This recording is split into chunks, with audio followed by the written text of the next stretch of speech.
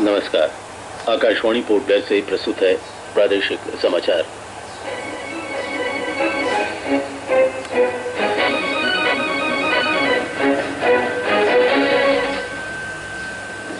प्रधानमंत्री नरेंद्र मोदी आज सिविल सेवा दिवस पर उत्कृष्ट कार्य के लिए सिविल सेवा अधिकारियों को सम्मानित करेंगे।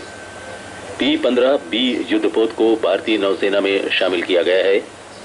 CCS के उपाध्यक्ष RP सिंह अपने पद से इस्तीफा देकर भारतीय जनता पार्टी में शामिल हो गए हैं। ग्रामीण विकास और पंचायत सचिव ने लिटिल अंडमान के ग्राम पंचायतों में चल रहे विकास कार्यों का जायजा लिया और राज्य सहकारी संघ की ओर से महिलाओं के सौंदर्य प्रसाधन पर प्रशिक्षण का आयोजन किया गया।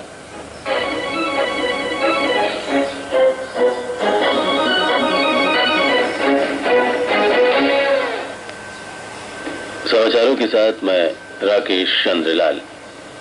प्रधानमंत्री नरेंद्र मोदी सिविल सेवा दिवस के अवसर पर आज आयोजित होने वाले समारोह में नागरिक प्रशासन के क्षेत्र में उत्कृष्ट कार्य के लिए सिविल सेवा अधिकारियों को पुरस्कार प्रदान करेंगे। सरकारी विज्ञप्ति के अनुसार 2 दिन का ये कार्यक्रम प्रशासनिक सुधार और जन शिकायत विभाग की ओर से आयोजित किया जा रहा है। सिविल सेवाओं के अधिकारियों को सार्वजनिक प्रशासन के क्षेत्र में अनुकरणीय कार्य के लिए ये पुरस्कार दिए जाते हैं। प्रधानमंत्री best practices tomorrow is here शीर्षक पुस्तक का विमोचन भी करेंगे। पहले P-15B युद्धपोत का कल मुंबई की मझगांव गोदी में जलावतरण किया गया। नौसेना का ये आयोजन नौसेना अध्यक्ष एडमिरल RK धवन और अन्य गणमान्य व्यक्तियों की मौजूदगी में किया गया। स्वदेश में निर्मित 163 मीटर लंबे इस जहाज को विशाखापत्तनम नाम दिया गया है। इस जहाज में अत्याधुनिक फ्रेंसेस, विद्युत प्रणाली, जानकारी और सूचना प्रणाली जैसी सुविधाएं भी शामिल की गई हैं। यह जहाज आणविक, जैविक और रासायनिक वातावरण में भी संचालित होने की क्षमता रखता है।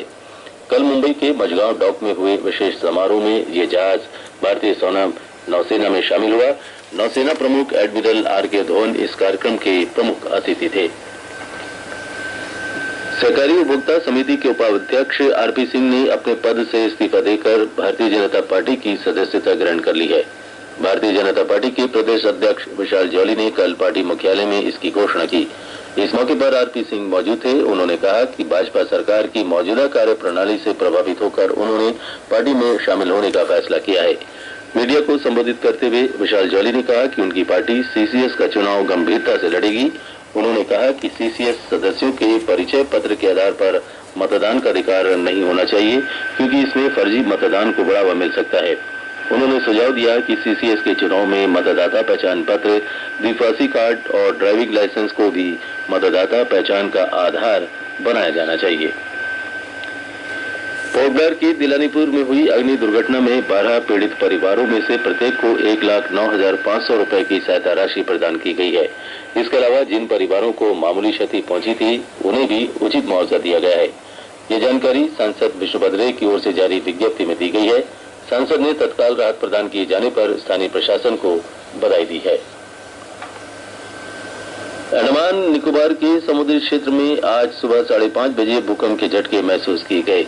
आपदा नियंत्रण कार्यालय की ओर से जारी विज्ञप्ति के अनुसार इस भूकंप का केंद्र कोको आइलैंड के निकट था।